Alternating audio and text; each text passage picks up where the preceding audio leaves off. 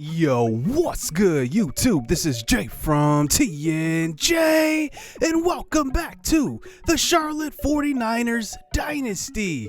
In this episode, we will take a look at the college football playoff. For the first time ever in my series, I've had 6 now. This will be the first time the CFP, the college football playoff, will be in this series. The top 4 seeds are right on your screen. Miami will take on Nevada, and Michigan, the number 3 seed, will take on Florida. Now, Michigan is led by Charbonnet, who actually was a Heisman contender. He finished second, I believe, in the Heisman. We'll look at that later. But then Florida's real flaw is turnovers. Carpenter turned the ball over 14 times while filling in for Emory Jones, who was injured, and he did pretty bad. He turned the ball over, but it still resulted in a top 5 finish. Emory Jones only played about 3 games this year. He returns for this game, and James Houston leads them on defense as one of the best middle linebackers in the nation. So let's just look at the highlights here. The 2 versus 3 seed, Michigan and Florida. Right away, here is Charbonnet getting the ball to the right side, and he does get tackled behind the line. Michigan has a very stout defense. That's Ventrell Miller on the stop. Here's a screen pass out to the backup running back. That's Blake Corum, and he only goes for a gain of 4. Michigan lines up for the 52-yarder, and this one is good. Michigan takes the early 3-0 lead here in the first quarter. Now here's Emory Jones out onto the field. He's going to go deep here, one-on-one on third down. It's picked off. And he tried to fit it into coverage on a 50-50 ball, and that results in an interception. I pointed out that Florida is a turnover-prone team, still the number 2 team in the country, though, and they give Michigan the ball back with good field position. But here's Charbonnet trying to run the ball, and he cannot get away from this Gator defense. They are coming for him. They know he's going to get the ball. They had to settle for another field goal here, and that makes it 6-0 early in the first quarter. Nothing going through the first 2 quarters. It's a 6-3 game now. Here's Emory Jones scrambling, and he gets to about the 30. That's going to line them up for about a 47-yard field goal, and the kick is up and is going to be wide to the left. So Florida cannot tie this game up going into halftime. So now we go into the 4th quarter. It's now a 9-3 game. All field goals in this one. Here is Cade throwing to the left side, and that's almost picked off. Cade McNamara almost made an epic mistake. And Florida gets the ball back here. One last drive. Here's a screen pass call, this time to Dameon Pierce, and he picks up a first down. And Dameon Pierce is leading their team in rushing, and he also leads all running backs in receiving as well. Draw play on 3rd and 8. Give it to him again, and he picks up 8 yards. He needed 8. He got 8. Another first down. Now inside the 10. Handoff. It's a touchdown. Malik Davis, the backup running back, gets in. It's now a 10-9 game. And here comes Michigan back with one more chance. They throw it on the left side, and it's caught, but they cannot go the distance. Ronnie Bell didn't have the speed to get there, and Florida will move on to the national championship game. So the next matchup is actually number 4 Nevada and Miami, who is number 1 in the country. They are both led by 2 good quarterbacks, 2 award winners. D'Eriq King is very, very good. He could have been a Heisman contender. I'm not sure why he wasn't. He was the best quarterback on the best team this year, and he was very, very good and accounted for 43 touchdowns total. And he is a All-American, along with his tight end, Brevin Jordan, who finished with 11 touchdown catches and won the Mackey Award for Best Tight End. Romeo Dubes for Nevada, though, is very good on his own. Back-to-back 97-plus catch seasons, almost back-to-back 1,500-yard seasons, and will have 3,000 yards receiving in his career. So here, let's get to the highlights. Here's a throw to the left side, and that's caught. D. Wiggins already in the first quarter, 4 for 4 for D'Eriq King on that first drive, and they take the 7-0 lead. But here's Carson Strong taking it to the right side, and Miami has a top 10 defense and a top 10 offense. This is going to be a tough game for Nevada. Now, Nevada's only in this game because they did not win the Mountain West, but here's a great defensive play by them. Stripped inside the red zone and picked up by Nevada, and they come up with the turnover and halt that drive. But here's De'Ara King here in the second quarter, taking it up the middle, and that is a gain of 21 and a first down. So now running the option this time, and a great timed pitch. Cameron Harris gets in 1 yard out. It's a touchdown, and now Miami takes the 2-score lead in the second quarter. But Nevada just trying to get this offense going here on 3rd and long, and the Miami defense is just vaunting them. They can't even get a first down in this one. As we move on to the second half, can Nevada finally get going? No, they can't. The defense is right there. Miami's D is showing up here. As he fast forward to the end of the third, De'Ara King throw to the sideline, and he's got a man. Wide open by himself is Mark Pope. It's a touchdown. 58 yards. And all Miami has to do is come up with another stop. 4th and 4. And they try for the middle screen. It's not going to work. Flag on the play, but it's just holding on the offense. And Miami will hold on and go to the national championship with a shutout here in the semifinals. And Miami #1 will take on #2 Florida in a Florida matchup in the national championship. Now, the conference championship week did just conclude last episode. Here are the results. The Heisman Trophy winner that plays for Army did not pull it through, and they actually had a good chance of going to the college football playoff with a win. I'm pretty sure they would have, because Nevada did not play in their conference championship because San Jose did defeat them, and San Jose actually went on to play in the West Coast championship, and they ended up winning that and ended up winning 48-21, and good win from them. I'm at the Mountain West Championship. Oh my goodness, that's at the West Coast Championship. Been playing too much NCAA basketball. And then here in the Pac-12, it looks like Washington defeated Arizona State by 3, and they ended up with a good win there. A couple of notable bowl games. RL Carriers Bowl is going to be South Alabama and Appalachian State, two teams that we've played this year. We would have played it in that bowl game if it wasn't for our conference championship loss. But we finished 10-3 overall, 7-2 in conference. We weren't actually close to actually losing that spot, except that last game to Marshall. And Marshall had a good season, but then the collapse towards the end. They probably could have maybe had a shot there, but I think either way we would have won, because we would have won that tiebreaker versus them and made it to the conference championship. But let's just look at the other conferences around us. Now, remember, there is a relegation system, the ACC to the American, and then down to the Conference USA. We will go up to the American, and it looks like Duke will go down to the American Athletic Coast. Man, I cannot talk. The American Conference, and then it looks like Maryland will go back up to the ACC. Tulsa will go down to the Conference USA here in the American division. Not sure which division we will join. And then Wake Forest will go back up to the ACC, and SMU will come down to the Conference USA. And hopefully both teams that get promoted to this conference will stay, meaning us and Appalachian State, and then we will eventually get promoted to the ACC. We'll have to see. But I'm hoping for the best there, because I definitely want to have a good rotation of conferences. I don't want the same teams in the conference every single year. I want teams to be promoted and kind of show that they're there to stay. So looking at the Heisman Trophy winners, I will talk about submitting your recruit in a little bit. You know, you can see it from the thumbnail here, but this is going to be an interesting year, a turning point for the program, entering a new conference, and I honestly want to make moves nationally as we move up here another tier in our conference. But looking at the All-Americans, how about Octavius Oakley? He earns first team All-American after being a top 5 tackler in the nation. I believe he actually led the nation in tackles barely with 75. And I think that's why he got it. He wasn't an award winner or anything. I think that just because he led the nation in tackles, he was a first-team All-American. So he will actually get an attribute boost. He'll get the +1 for getting a national accolade. I won't give it to all conference guys. I will give it to Conference Player of the Weeks and then All-Americans. I won't give it to all conference first-teamers or anything like that. Just All-Americans, just to get that boost.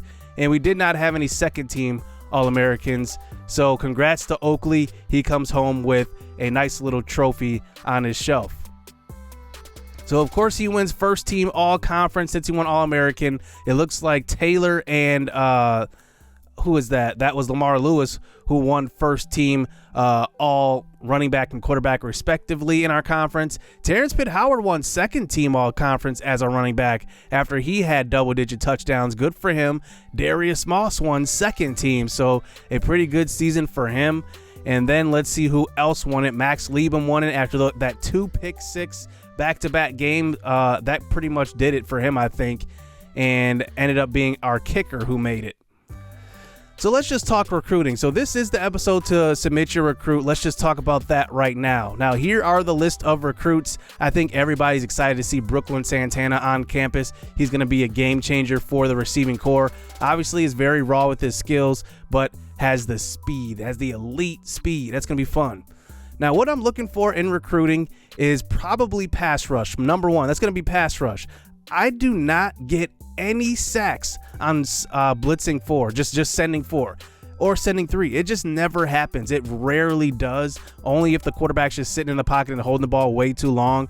I need to figure a way to get sacks without blitzes. And I think that that's going to have to be a huge need for us because you saw in the Appalachian State game, we could not do anything. So pass rush is definitely number one. Now, receiver is going to be a big need because remember, we're losing Riv Johnson this year. We're also going to be losing Mick Lott. So we're going to have new receivers out there. And then Devon Cash is going to be a junior as well. And then Santana's going to be a freshman. I mean, Santana and Cash are going to be the top 2 receivers right now. But besides that, we don't really know. We have Matt Brooks right here, as you can see, coming in. And we'll see what he can do. But I think receiver is going to be a need. Right now, I'm probably going to need some depth at quarterback. I don't think I'm going to recruit a ton of quarterbacks, but I'm going to recruit quarterback next year. And then I'm going to need secondary because if you think about it, Kevin Scott is graduating this year. We don't know who's going to be a starter at safety. You don't know if they're going to come in and step up and be good right away. And then at cornerback, we're losing Max Liebem in the slot. And also, we're going to be losing Vincent Youngblood. He's going to be a senior next season. So we're going to be losing him pretty soon. So we're going to need to replace some cornerbacks. We have Levi Craig coming in. And also, I'm going to be looking at tight end. Tight end's going to be a position that I'm going to need pretty soon. We don't have much depth there now because Marcus Williams is going to be graduating. He is our backup tight end. And then also linebacker. I mean, we have a ton of holes that we're going to need to fill. Octavius Oakley is going to be a senior next year.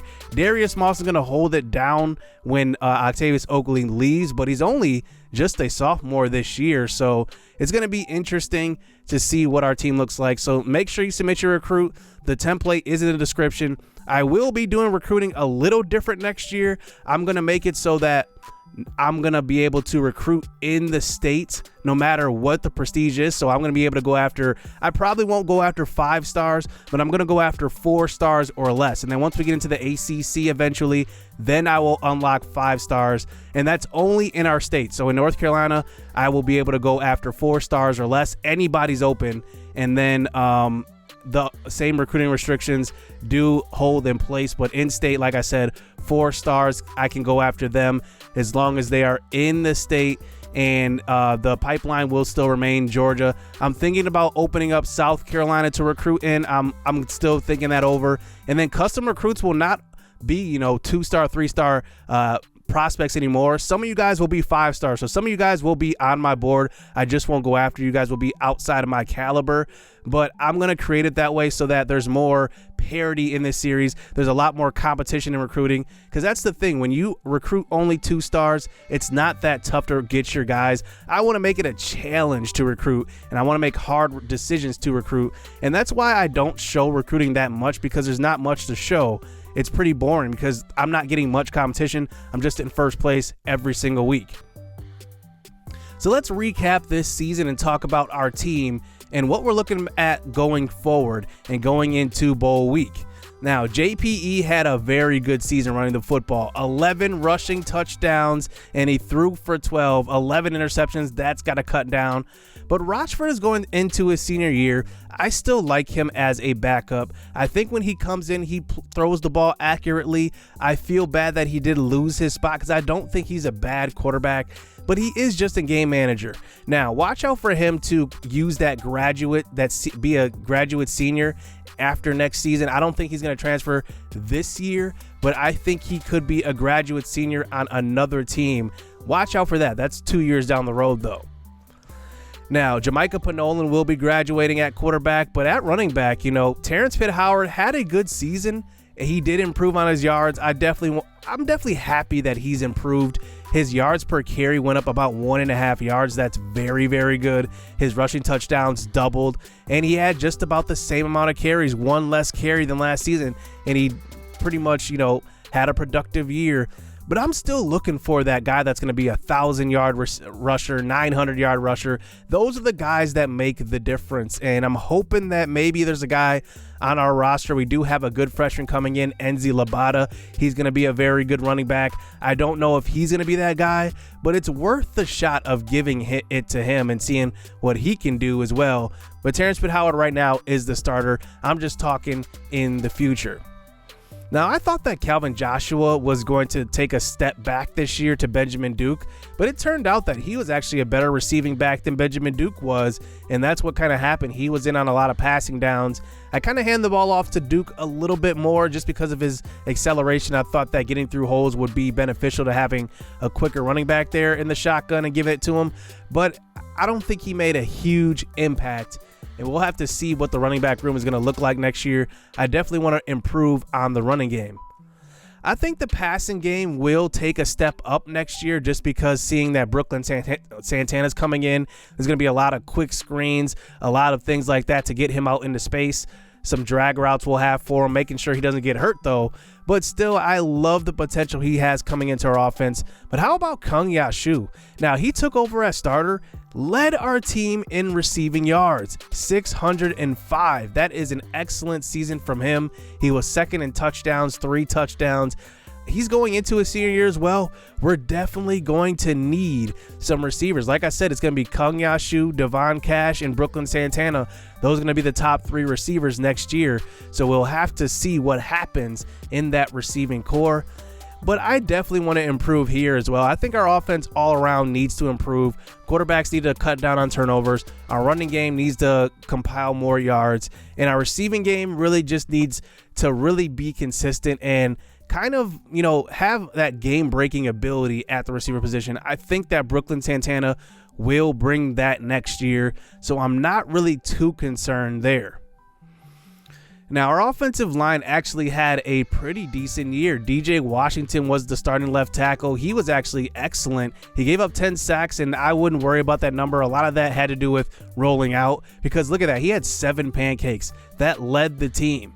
Now, one guy I'm worried about losing is Brian Bourbonnais at guard. He was one of the best guards that I probably ever had. It was very, very underrated, but when I ran to his side, which was the right, it was pretty much he was pushing that defensive tackle or the end, whoever he was blocking back, and he would open up a pretty good hole for either JPE or Terrence Pitt Howard or whoever's getting the ball on that play. Now on defense, Octavius Oakley had 81 tackles, 75 solo. That was a very good season from him, obviously earning him an All-American award. How about Darius Moss, though, in his junior season? Actually, I did not even notice that he was a junior. Now this is really interesting. So I said that in recruiting that I'm going to need linebacker. I'm really going to need it now. I thought that Darius Moss was a sophomore, and seeing that Oakley and Moss are both juniors, I'm going to need replacements for both of them. So make sure you get your submissions in. Gary Anderson is also a junior. This is going to be a huge recruiting year, definitely. I'm excited to get into recruiting next year and see your guys' submissions and see what you guys come up with. Because Vincent Youngblood, also a junior. I mean, we have so many juniors. DeMarcus Forte is the young guy in this core. He had a good season. 5 sacks, 31 tackles, 11 for loss. I'll take that any day of the week. And he wasn't even primarily a pass rusher, and he had 5 sacks. Very good season from him. I'm hoping that he will improve with his pass rushing skills. Maybe he will lead the team in sacks next year. I guess we'll have to see if he takes that step up. Now, Kevin Knox was excellent. I mean, just straight excellent on the outside. Obviously, versus Appalachian State, he didn't have the greatest of seasons, but 2 interceptions, 5 pass deflections. He was very, very good. And then, like I said, pass rush is definitely a big need. We kind of relied on Gary Anderson and DeMarcus Forte the most, and along with Emmanuel Webb. They had 5 sacks apiece. but I'm looking for someone that's going to get 10 sacks, maybe even more than that. We'll have to see, but we definitely need somebody that's going to really put pressure on the quarterback on normal passing downs, like when we're rushing 3, rushing 4. We definitely want that. I definitely want to get somebody that's going to be a playmaker. And now that we're, going into a time when we have a lot of seniors on defense, seeing that our linebacker core and Vincent Youngblood all going to be graduating next season, it's going to be very, very important to have, some of those impact guys around them so that they're not carrying the defense. Now, maybe trying Ugo Tenbawa there at more of an edge rush role will help. He had 2 sacks in limited opportunity, so maybe getting him some playing time, I guess we'll have to see there. We also have some impact, or some incoming freshmen, I should say, coming in. So we'll have to see what happens with those guys. But I love this defense. We're playing excellent. We had one bad game versus App State. Hopefully we carry over the good play into the bowl game. Julian Mendes is interesting. He's a senior graduating. We will have a new kicker next year, but his longest was only 45. He could not hit a 50-yard field goal. I tried a 47-yarder, a couple of 47-yarders actually, and we missed both of them, and that just shows he couldn't hit over 45 yards away. So going into bowl week, we have a tough matchup versus a new I wouldn't say new potential, but a new incoming conference team who we will face probably next year and years to come as well, as long as we stay in the American Athletic Conference in Louisville. Michael Cunningham, one of the most efficient quarterbacks in the country, 21 touchdowns, 1 interception. He is excellent. Marshall has 10 touchdowns of his own receiving. This is a very, very good offensive team.